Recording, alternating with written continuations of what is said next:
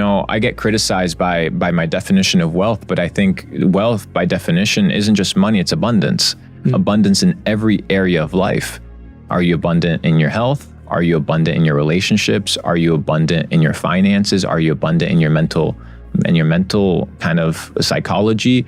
Or are all these things compromised over imaginary paper that you don't even own, you don't even control, that at any moment can be seized and taken away from you?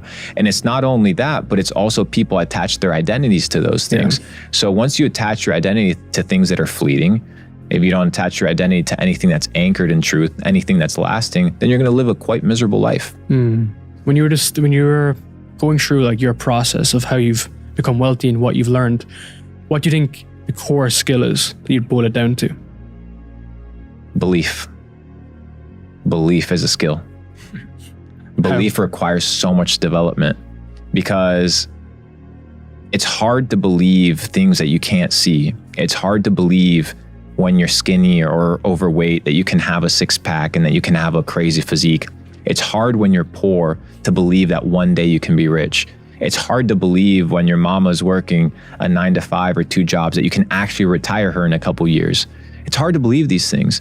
But if you can actually sit there and have a conversation with yourself and believe that all things are possible, then everything is possible. Because like I said, it all starts with the mind, and the mind is the controlling factor of everything. The mind is like the steering wheel of your life. And if you can't take control of your mind, somebody else will control it for you. And the people that understand how to control minds, mind control is a real thing.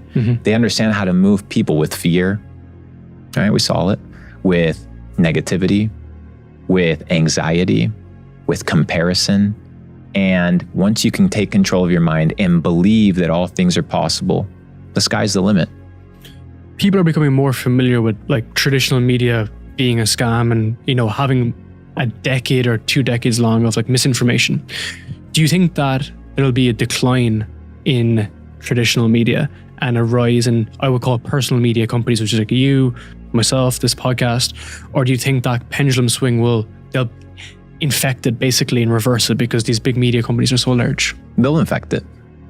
They'll infect it because it's merely your ability to control technological advancements. So the radio in the beginning was probably seldom, and it was probably wholesome, and it was probably good. But over time, it was controlled. Television in the beginning was probably pretty decent in the beginning. You had shows that were probably pretty good. You saw that become corrupted and censored and manipulated over time. You saw it in the beginning of the internet. People had a great time on the internet. People weren't as censored. People could actually speak their truth. Today, you go on Instagram and you write on a comment, bitch, and that will get deleted, right? Because of bullying. Or fat. Yeah, because of bullying, right? So technological advancements initially are kind of waves of freedom. And then eventually they kind of get condensed and censored. So we are in a gap over the next 3 to 5 years where personal brands and these micro communities and these online kind of personas are trending and are popular. But eventually, at the end of the day, there's gatekeepers to social media platforms. There's gatekeepers to access of information. And like I said, most people, if they want to learn anything about Luke Belmar, they just go to Google and type Luke Belmar, and they assume that that's true, that that's the reality of Luke Belmar. And it's really just not. It's so far from the truth because it's controlled, it's managed, and it's segmented from truth in reality.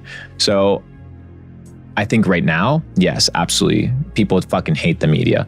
But what is holding the media from just controlling a ton of individuals at a personal level and running their podcasts and controlling the narrative at an individualistic level under the guise of individualism and personal brand? So you look at, for example, kind of Mr. Beast and his crew, right? They're all individual personal brands. Cool, but who are they managed by? Night Media. Okay, and who's Night Media owned by? Disney. So you basically have glorified Disney kids that have contracts that they have to say certain things, that they have to run certain agendas, and they don't really have a choice. Shout out to Mr. Beast, though, he's cool. How can you prepare for that as a result? Because you're building your brand and you have to think like chess, right? 2 steps ahead, 3 steps ahead. You get shot down today or tomorrow for what you say and what you do. like, how do you still get your message out, and how should people be preparing for this? Because that's what happened. It happened Tate, happens everyone, happened a lot of the scientists coming out from COVID. They're just gone, right? Wiped off the face of our internet. I mean, you have to break the internet. You have to break the algorithm. I think Tate did a great job at that, at showing that even algorithms can be absolutely demolished with absolute sheer willpower.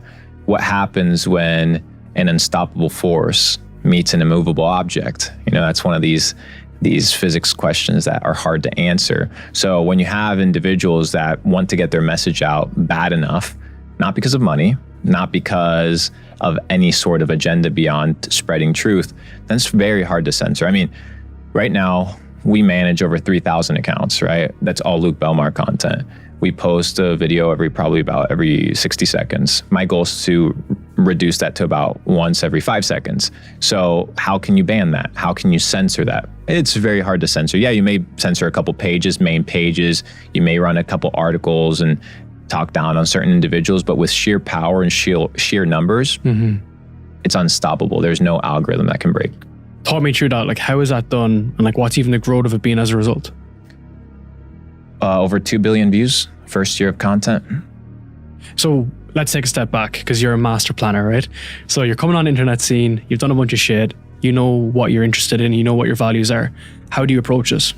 So the first thing I wanted to do is, you know, I don't get a ton of hate online. Every now and then I get some hate. You're very balanced. Yeah, and at the end of the day, my objective was, if I'm going to be on the internet, right, and I have a message to spread, I want to be an individual that I'm proud of. Right. So a lot of people, they go and create content with facades. They go and create content not being who they are, not showing the reality of their situation, not showing their vulnerabilities. I don't give a fuck. Like I said in the beginning, it doesn't matter what people think. We're all going to die anyway. So I've already accepted this as a reality. So what somebody comments about me becomes insignificant and obsolete the moment I kind of put it into perspective.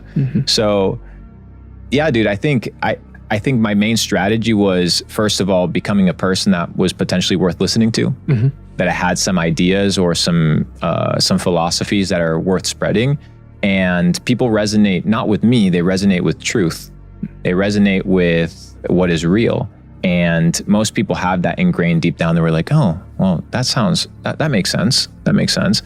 It's not that Luke's a G. It's like, oh no, he's just sharing something that I actually fundamentally truly believe in. Perspective shifting. And then on the other side, you have people that kind of get bothered by my comments, and you have people that get bothered by what I believe. And once again, it's because it's a disrupting factor to their current situation. And what I've come to find out is that most people attach their identity to their ideology. So if you can detach your ideology from your identity and allow people to give you new data sets, allow you to are allowed to probe your thoughts or criticize your philosophies and worldviews, then you should welcome it. And it's a process of self-development. Yeah, dude.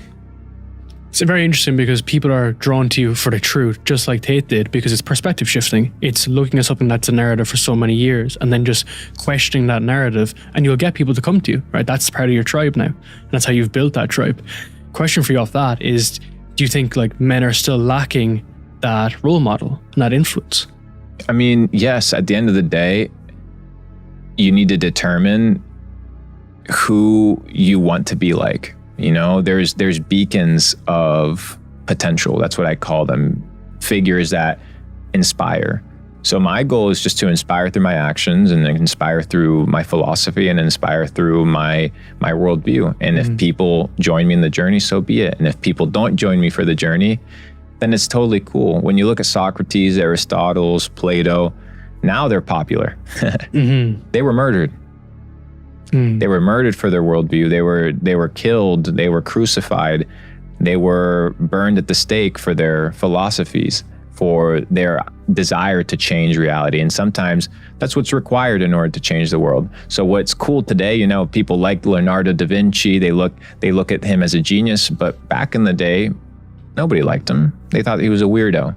It was just a guy that was painting, you know, the Last Supper in some random mural that was a paid commission, but today it's priceless, right? So the perspective changes as time goes on. And, you know, if you want to be a genius, you have to be able to stomach being misunderstood. And I'm totally cool with that.